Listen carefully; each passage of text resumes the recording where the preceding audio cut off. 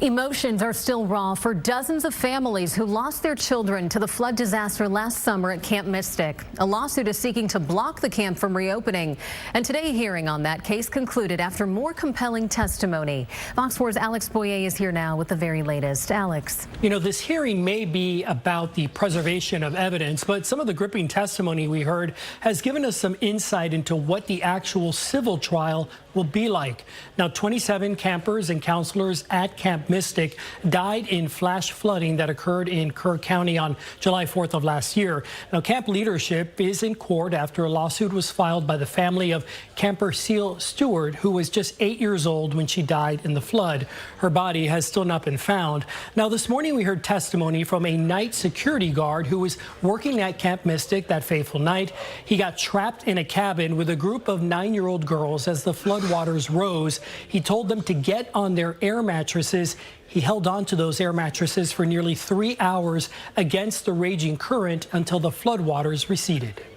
I instructed them that we were going to go in there because 6 or 7 of the small air mattresses started floating, and I had the girls get on there. I'm sorry, let me take a breath here. It's really hard to talk about this. The girls were above me. I was standing on a bed frame, and the water was at my chest. I was terrified that I was going to lose one of those kids, and I felt like if one of them got out, we all would go. It was that bad. Those little girls were heroes. They did everything that I asked them. I just did my best to remain calm, and it was a long night.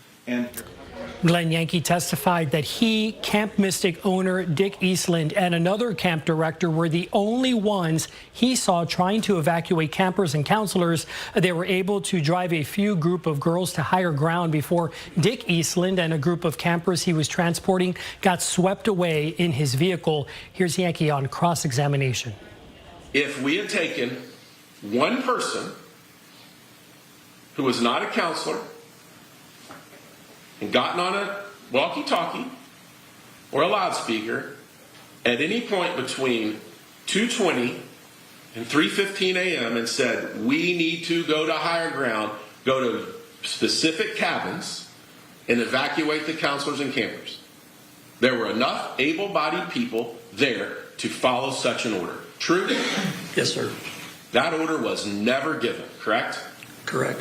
And 27 girls died because of that failure, correct? Yes, sir.